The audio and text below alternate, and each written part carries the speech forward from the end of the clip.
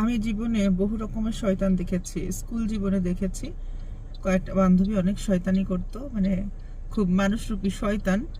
আর সেগুলো থেকে তো অনেক যাতনা পেয়েছি, কিন্তু বড় হওয়ার পরেও আমি সংসার জীবনেও এমন শয়তানকে দেখেছি, যে শয়তান সামনের উপরে খুব ভালো ব্যবহার করে, আদর করে খেতে দেয়, ভালোবাসে, হাসি করে, আনন্দ করে, খুব পজিটিভ থাকে এবং খুব সুন্দরভাবে মেশার চেষ্টা করে, কিছুই বুঝতে দেয় না।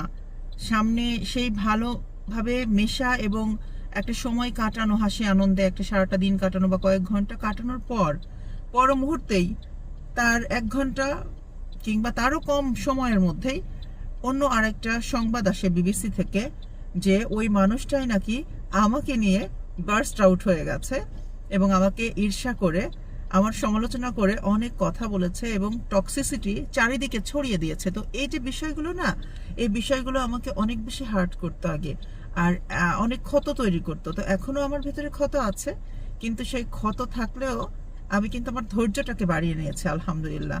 তাই সে যাই করুক না কেন, তার শক্তি আল্লাহর শক্তি থেকে বড় নয়, এই বিশ্বাসে বলিয়ান হয়েই আমি আমার লাইফ লিড করছি, আলহামদুলিল্লাহ। আমি পানাহ চাইছি এ ধরনের শয়তানি থেকে। আল্লাহ রাব্বুল আলামিন আমাকে রক্ষা করুন। আর এরকম যারা আছেন, এরকম শয়তানের কবলে পড়েছে, আল্লাহ রাব্বুল আলামিন তাদের সবাইকে হেফাজত করুন, আমিন।